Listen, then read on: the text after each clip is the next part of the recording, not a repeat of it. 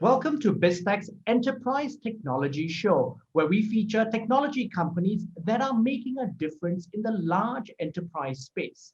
Now, today's featured company is H3C and its President of International Business and Senior Vice President, Mr. Gary Huang.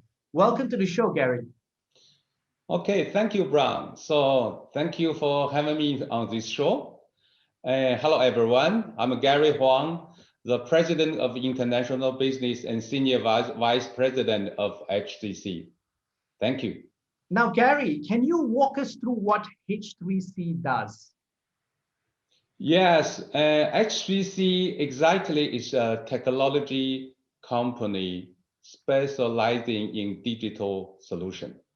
Okay, and we offer a full product volume of digital infrastructure products like compute, like storage and networking, security, and something related domains.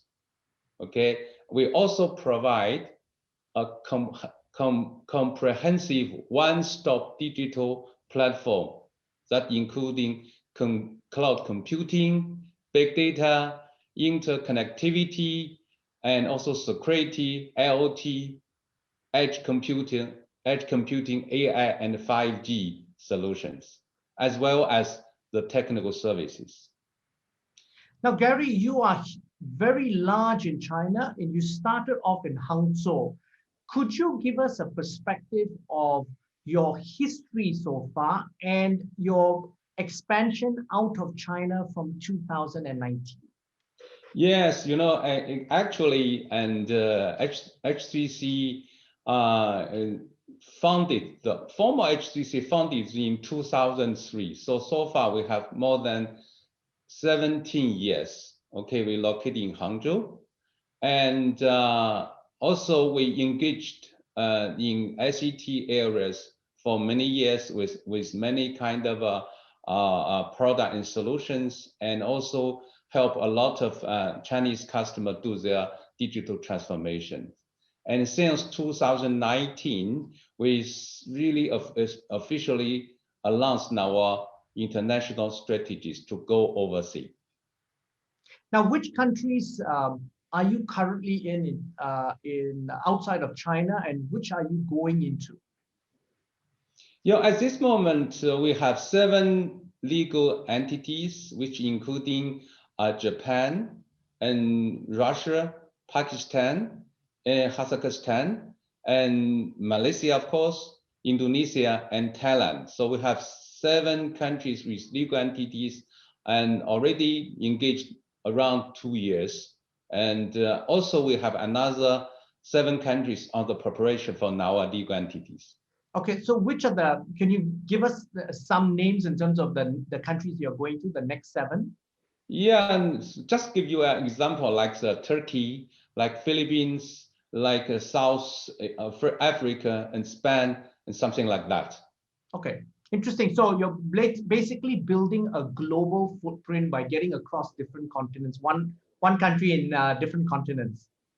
Yes, exactly. So yeah, we will go overseas step by step. So, and just like I said, the first started from 7 countries, and second, now we prepare another 5 to 7, and finally we will go so-called worldwide coverage step by step. Now, walk us through your market entry into Malaysia and what sort of solutions you offer in Malaysia itself. Yes, and we offer Malaysia, and not only the product infrastructure like that I just said, not just the computing, just the networking, just maybe like a cloud, something like that, but we really supply Malaysia solutions, with so-called solution driven, so-called, and with a very wide product volume, and also leading digital solution providers. We offer to Malaysia with end-to-end product volume plus digital solutions in order to help our government and enterprise customer to do their digital transformations. Now, we're going to talk about digital transformation soon, but one of the things we want to ask you is which sectors, now H3C is across so many sectors in terms of solutions. Now, in China, you have solutions in government, education, finance, energy, transport, healthcare, properties, etc. Which are the sectors that you are focused on for Malaysia? So at this moment, for example, like educations, like enterprises, like healthcare, and something like government. Okay. So now, so that's been your go-to-market strategy in terms of those key areas that you are focusing on. And you've also got approximately, I think, 60 plus Malaysian channel partners. Is that your main push in terms of your go-to-market strategy? Yes, and so we not only do the best so-called for product and also the good solution, but also to build up a very good ecosystems, and it's our real sales strategies. So and leverage many kind of our friend, customer, and partners to also and 1+1 and to get also a really a good platform can really serve the customer demands, because now not only just a box movement but solutions. We need many kind of ecosystem partners to engage. Okay, so Gary, I'm going to ask you about that because in China, your H3C's expertise is really in advanced technologies, in AI or big data, cloud computing. Obviously, in China's ahead of the game, so you're 5G and IoT as well. So what can you give us some more details in terms of some of the things that you are offering in Malaysia in that space? Yes, and for example, what we have done in Malaysia, something like or so-called and the Sabah and government, and also like something like what we have done in the so-called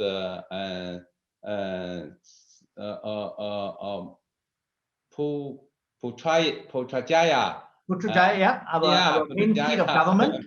Yes, the government, and also something like the air and water, and something like the companies. So we have done some things like a digital transformation for them, and for not only just like said, it's a product movement, but a solution. So I can share with you something what we have done in Malaysia, in Malaysia, just like I said, okay. And for example, what we have done here for Malaysia, like just 3 or 4 and very good customer and government customer, and just like I said, okay. And for example, like air silicon, okay, Siliger and Seoul water provider of Siliger and Kuala Lumpur and Selangor, the air with the Selangor, yeah. Okay. Yes. So okay. what we have done for that, and also we supply like SDN and application-driven campus and software networking solutions. As a result, the State Water Department benefits from network development service provisions, and the network expansions are all automatically implemented, which considerably reduce the complexity and save workload. So they save the money. They also very easily can really do the automatically implementations. This is what we have done in Malaysia. What do you see are the challenges in digital transformation in Malaysia? Which industries do you think in Malaysia should be adopting more digital transformation? So I think in Malaysia, and according to the IDC released in November 2020, and especially like this time COVID-19, it's really drive the digital applications to be really a very hot topic. the government pay more attention. This is really and sometimes like a factor to push and this kind of a demand. So regional governments like Malaysia also approach the outbreak as not as a barrier, but as a realization that the future economy will be more and more digital based, and ecosystem based digital solutions will be accelerate the race toward the next normal. So like a digital adaptation is also important in Malaysia, as it is will be a new engines of local economic growth. Okay, and crucially, digital technologies just like AI, IoT, and cloud computing have changed the way business conduct their operations and the way of life. So that's, and for example, just like you are said, in Malaysia and also the many countries, we are now speeding up moving the age of data, and all business really rely on data and create business value. For example, supply chain management needs to track user behavior for on-time productions and delivery. This is something. And also like auto vehicles need to press huge amounts of real-time data to guarantee a secure driving experience, for example, like that. And also the government requires very intelligent videos analyzed to perform smart city management to lessen the crime and risk that may happen in the city, something like that. So they are just a small portion of a new digital economy that will benefit from digital transformation. But in short, all business value will taken about nowadays require comprehensive digital solutions, and it's required a digital transformation process. So, just what we see last month, the Malaysia Prime Minister just launched like my digital. That's correct. Initiative. So this also, I think, a part of government plan to transform Malaysia into a digital-driven, higher income nations and region leaders in digital economy, and something like that. So according to this plan, so my digital initiative aims to empower every Malaysian, from police to Sabah, and to improve their lives in every aspect. So including improving digital, reading and learning knowledges, capacities, making banking and finance business easier to more organized, and also providing virtual, maybe educational and access to the children more, something like that. So, and what we saw also, digital transformation direction plan that is capable of enable business sectors to complete on the global stage by stressing the smoothness and the efficiency of their operations. This is also what we have. So, the Malaysia and Malaysians also in Malaysia government also would like to put much emphasis on my digital initiative, for example, in promoting the applications of technology, including 5G, including cloud computing, including big data, AI, and more. So the construction of this kind of a digital infrastructure will be the backbone in forming a sustainable digital ecosystem, which is the main engine in the coming economic growth of Malaysia. So this is what we see for that. And also, the Prime Minister also encourages digital companies like H3C to get engaged with the government to help Malaysians improve their digital skills, including collaborating the local universities. So, and as shown our visions, shaping the digital future for a better life. H3C really would like is a trusted partner for key industry really to undergo a digital transformation in Malaysia. So that's, what so far we saw digital transformations and digital economy and digital applications really recognized as very important initiative by government. So the challenge is there, the opportunity is there, and also the plan is already like my digital. So this also, I think, encourages many kind of players like H3C to contribute in our technology and also our many kind of other efforts. Now, Gary, in China itself, you have done many of these things that Malaysia wants to do. You have done it already. You've done it a few years ago. Yeah. Can you share some of your success stories in China of some of these initiatives?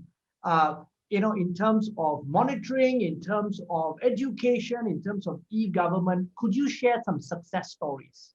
Okay, I just give you something. So what, just for ourselves, HDC itself, and when last January or February, so the COVID-19 is coming, and we immediately suffer. We cannot as normal to go office and to go now R&D center, continue our normal work. So especially for R&D. So at that time, so HCC, because we before that we already built up so-called in the private cloud, and also maybe something on a public cloud system to support our daily works, not only R&D but also our internal IT, something to enable all the employees can use that from remote areas. And also we add something functions so-called like working space. So we so-called virtual working system. So from this system application plus our and cloud, and also something our technology for security together, then the result is enable more than 8,000 now HDC R&D engineers can continue their R&D work at home and working as normal. So for working efficiency, for data security, for online communications, for any kind of this so-called, so what you can do at office, similarly we can do at home, and also with the same efficient, even something we even saves maybe the cost for travel, for transportations. So that's right. Really a good example. The really and the IT infrastructure and applications can not only just a concept, but also really benefit to our daily business and daily life. So that's really happened in HTC, and up to now, these solutions not just used by ourselves, we complete and add something to put that solution as a product, as a solution to our partners, to our end users. And also, especially second half of last year, the demand for this kind of a solution is booming. So that's, I just show you, yes, it's really something, the big demand from the market, especially something driven by COVID-19 protection. Now, Gary, in terms of your business itself, what percentage of your overall revenue is contributed by the international revenue right now? So at this moment, we are not so big, because I just mentioned, and the main business we are in the domestic, and we just we back to the international market 2 years ago. So and now it's not a big portion, something not more than 10%, but something like that. But you know, and we just like said, we the overseas strategy is clear, and we will continually to investment and step by step to build up our legal entities and task force all over the world. And in the future, and we will and have so-called whole worldwide market coverage and step by step. Now, final question, Gary. What are the key business lessons that you have learned that you could share with other business leaders as you have expanded out of China in this last 2 years? Yes, and that is a really good questions, you know, and to go out outside of China or to go maybe overseas market, the first things you need to ask yourself, what is your advantages? What is your something differentiations? What is your value really to supply to the overseas end customer and partners? So what, you know, you must keep it very clear why you can be successful, why you can do something better than others. You need to keep it in a very clear mind. Okay, this is first. And second, you need to have I think a very the details plannings where and which customer, which countries, which project, which business select to be maybe the pioneer from the beginning start. And you know, an important thing, you need also to have a short-term and long-term balance. So how to be really healthy step by step to build up, to learn from your success story, and then to copy to another's. So this, you know, can really avoid some risk, but also cannot be just a way. You know, you need something like something between balance. So some so-called short-term, long-terms and balance. But at least you need to keep very clear mind what you want, what you really will be maybe 5 years or 10 years later. So that is very important. Gary, thank you very much for taking the time to be on the show. Thank you. So I think in H3C in Malaysia and also Asia Pacific areas, we can be more and more active, engaged in business, in this kind of maybe dialogue. And also, I really would like to not only supply our product, but also to share our experience, our knowledges, our know-how to this market and grow together with our partners in the future. Thank you.